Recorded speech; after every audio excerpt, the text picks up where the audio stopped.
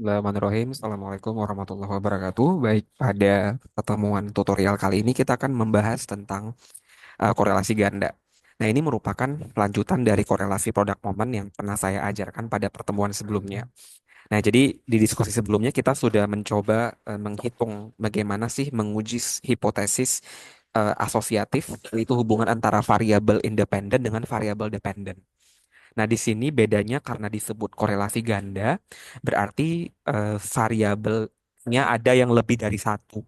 Nah, apakah itu variabel terikatnya ataupun yang bebasnya? Tapi mostly itu biasanya variabel bebasnya yang ada dua, sedangkan yang terikatnya ada satu. Jadi melihat bagaimana korelasi X1 dan X2 terhadap Y biasanya seperti itu.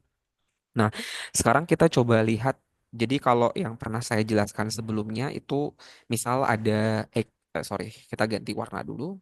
Eh, Misalnya ada X1 gitu ya, kemudian ada X2, itu kita mau lihat korelasinya terhadap variabel Y. Jadi anggaplah X1 dan X2 ini sebagai variabel yang bebasnya, sedangkan Y ini sebagai variabel terikatnya. Nah, kita bisa perhatikan contohnya di sini ada hubungan dimensi mutu pelayanan dan tingkat kepuasan. Jadi ini dikatakan sebagai X1 gitu ya. Ini sebagai X2-nya. Kemudian terhadap apa? Terhadap pasien. Sorry. Ini hubungan mutu pelayanan dengan tingkat kepuasan. Berarti ini cuma ada dua variabel. Jadi ada X dan Y. Sorry, sorry, sorry. Ini hanya ada X dan Y saja. Nah, kalau eh, dua variabel bebas itu contohnya yang bawah. Jadi hubungan kekerasan fisik dan kekerasan emosional. Nah, ini adalah X1, ini X2 gitu ya. Kemudian terhadap apa? Terhadap kesehatan jiwa anak usia sekolah. Nah, ini sebagai variabel Y-nya. Jadi kita mau lihat kira-kira hubungannya paling kuat yang mana? Apakah X1 terhadap Y atau X2 terhadap Y? Atau kedua-duanya berpengaruh besar terhadap Y? Nah, jadi boleh jadi salah satu ataupun dua-duanya memiliki korelasi yang kuat. Nah, itu yang mau kita uji. Nah, sebenarnya kalau mau tentuin X1 terhadap Y itu gampang, tinggal lihat dari R-nya saja kan, korelasinya berapa. X2 terhadap Y juga berapa. Katakanlah ini misalnya R1. RX1Y-nya nanti nilainya adalah 0,5, sedangkan RX2Y-nya adalah 0,6. Berarti kan jelas ya. Jadi R yang kedua ini kan lebih besar. Berarti korelasinya lebih kuat oleh variabel X2 gitu. Nah, sekarang kita mau lihat bedanya di korelasi ganda. Kita menggunakan rumus yang tidak persis sama seperti korelasi produk momen. Kita ada tambahan. Jadi kalau mau lihat korelasi Y terhadap X1 dan X2, itu rumusnya seperti ini. Jadi YX1 ini kuadrat ya. Eh, Sebentar, ini kuadrat ini ya. Kemudian RYX2 juga dikuadratkan, nih kuadrat ya. Lalu baru dikali dikurang 2. Oh ini 2 bukan kuadrat. 2 kali RYX1 kali RYX2 dikali RX1X2. Nah, kalau yang bawah ini juga 1 dikurang RX1X2 2.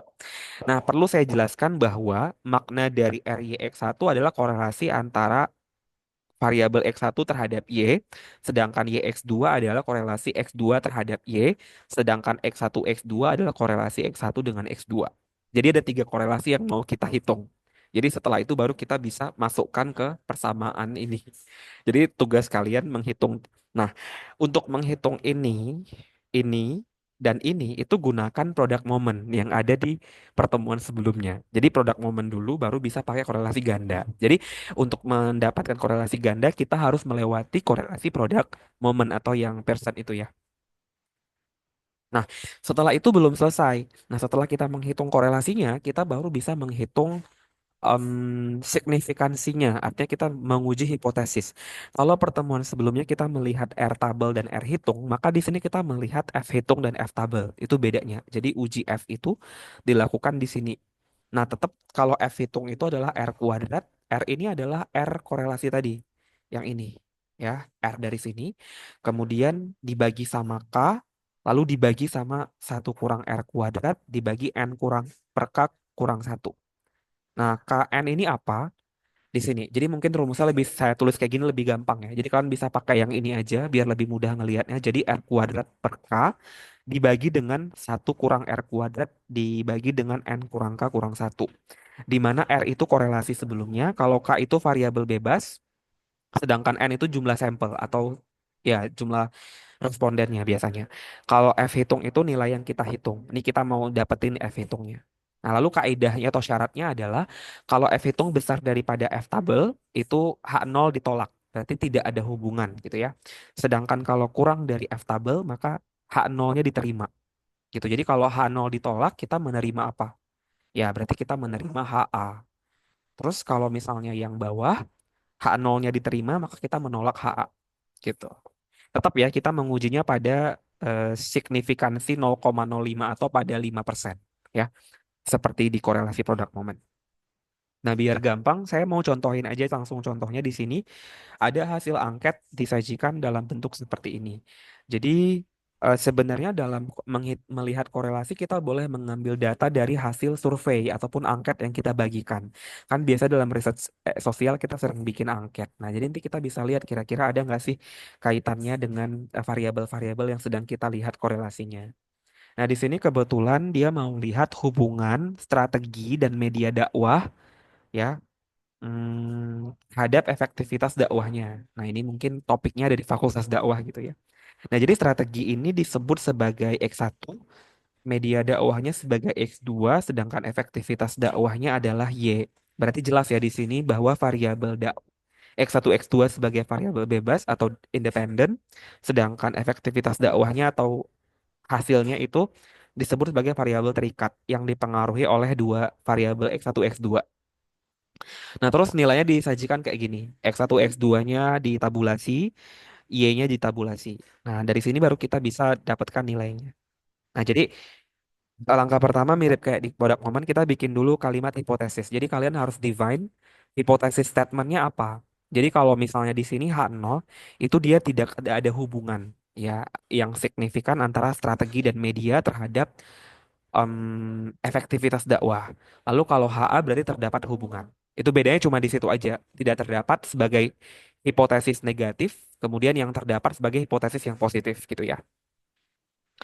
Nah, setelah itu kita harus hitung korelasinya. Jadi korelasinya kita lihat dulu X1 terhadap Y, lalu X2 terhadap Y, lalu X1 terhadap X2. Untuk menghitung ini pakai produk momen yang ini. Oke. Nah, setelah itu baru hitung korelasi gandanya. Nah, langkah berikutnya baru hitung determinannya. Ini yang saya ajarkan di pertemuan sebelumnya. Jadi nilai R kuadrat dikali 100. Ini dihitung dari nilai R yang ini. Ya. Kemudian baru pengujian F hitung. Nah, ini baru dihitung F hitungnya. Setelah itu baru kita bisa menarik kesimpulan. Nah, nilai dari K itu apa sebenarnya? K, kemudian. Jadi DK itu disebutnya sebagai eh, DK pembilang itu adalah K, sedangkan DK penyebut itu adalah N kurang K kurang satu.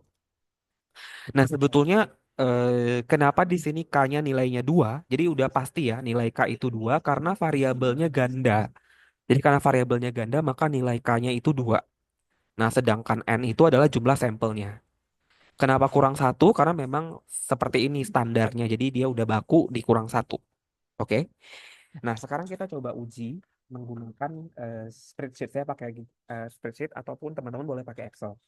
Ini saya stop share dulu. Saya akan bagikan sharing untuk spreadsheet yang saya buat.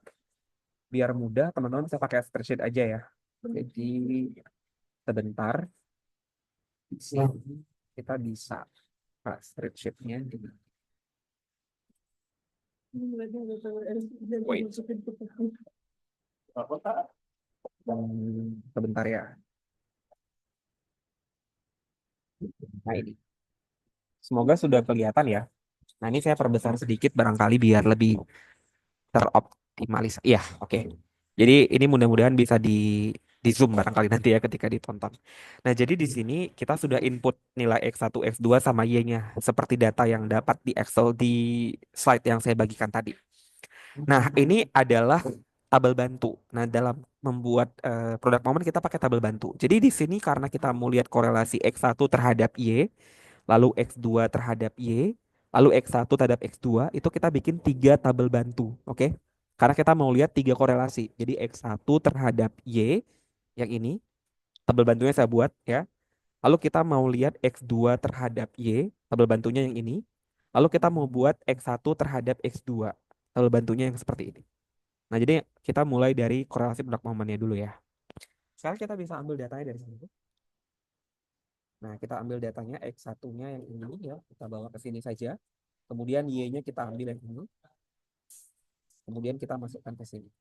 Nah, ini langsung terisi karena saya sudah masukkan rumusnya. Jadi kalau X kuadrat ya tinggal dikuadratin aja pakai simbol topi gitu ya. Kalau Y2 juga sama. Y- sebentar. Ini kok udah berubah. Nah, ini ya. Kemudian Y2 juga sama rumusnya ya. Kemudian XY maka dikalikan X dan Y. Jadi kalau kali itu pakai bintang. Jangan lupa. Nah, setelah itu kita bisa hitung sigmanya. Nah, kalau mau hitung sigma, kalian bisa gunakan persamaan sum. Ya, sum, lalu buka kurung, jadi bawa aja ke bawah sini. Nah, ini dia hasilnya. Maka yang sebelah kanan ini mengikuti, bisa di drag aja, gitu ya. Nah, ini selesai. Setelah itu kita mau hitung nilainya. Jadi buat kayak yang saya ajarin di pertemuan sebelumnya. Jadi N nilainya adalah 10, ya. Kemudian NX sigma XY-nya masukkan ya, sigma XY-nya. Di sini jangan bingung ya, X-nya adalah X1.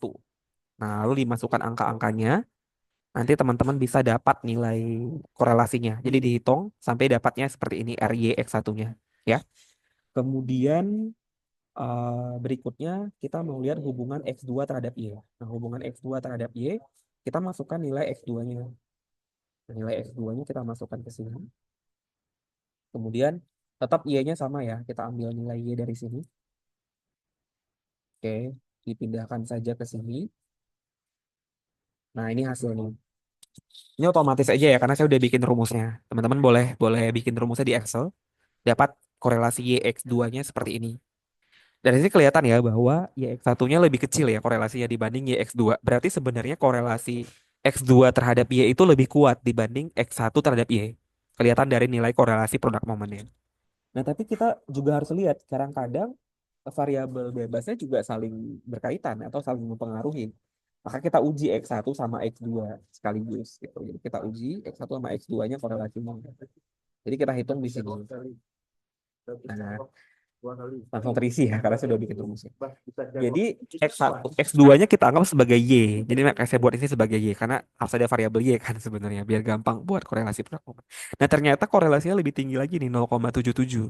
Berarti sebenarnya variabel bebasnya saling mempengaruhi ya. Nah, baru kita lanjut untuk menghitung korelasi ganda pakai rumus yang ini yang saya ajarkan di Excel tadi. Di slide PowerPoint. Kita recap dulu nilainya biar gampang. Ini biar mudah aja teman-teman. R kuadrat YX1-nya berarti R Y1-nya kita input dulu ke sini. Lalu dikuadratkan. Ini sebelah kanannya ya. Setelah itu baru kita masuk ke rumusnya. Masukin satu-satu. R kuadrat YX1-nya berapa. Ditambah sama R kuadrat YX2-nya berapa. Gitu ya. Lalu dikurang sama 2RX YX1 kali R YX2 kali RX1 X2. Nah, yang ini saya ngitung yang bagian sini kanannya ya, dikurang ini. Oh, yang bawah itu saya ngitung yang sorry, ini tuh nilai bantu doang ya.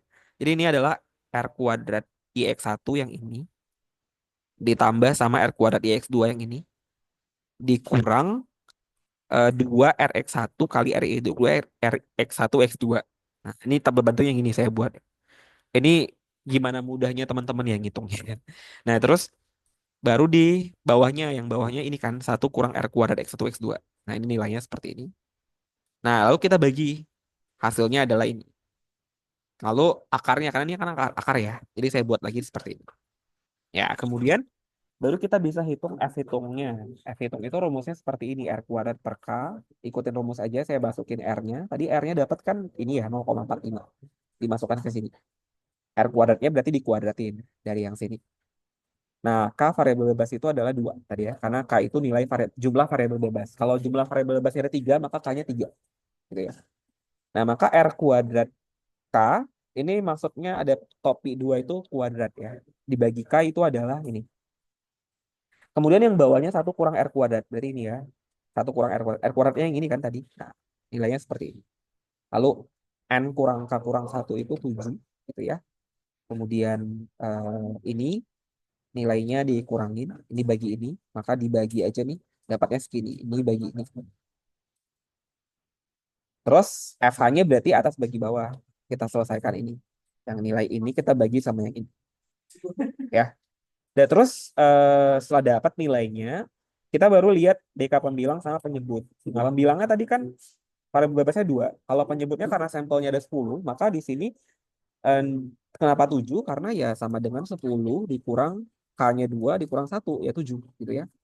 Nah, maka kita bisa lihat DK pembilang sama penyebutnya di 2 dan 7. Makanya sih saya buat F hitungnya, F tabelnya dihitung dari 2,7. Artinya di pembilangnya 2, penyebutnya 7. Untuk melihat ini, kita harus lihat, em, saya share yang lain, kok filenya sekarang. Melihat tabel F hitung, nanti saya akan bagikan tabel bantu ini. Mungkin bisa perhatikan tabel bantu ini. Nah, di sini kelihatan. Nah, jadi untuk melihat F hitung itu ngelihat dari pembilang penyebut. Tadi pembilangnya kan 2 ya. Nah, maka di sini jadi selamanya untuk yang variabel bebasnya 2 ya berarti kita ngelihatnya di baris di kolom 2 ini sebenarnya selalu. Jadi pembilangnya 2, kemudian penyebutnya 7. Berarti di sini kan. Nah, maka nilainya yang ini 4,74. Makanya tadi saya masukkan ke Excelnya di 4,74 ya. Kita share ulang Excelnya.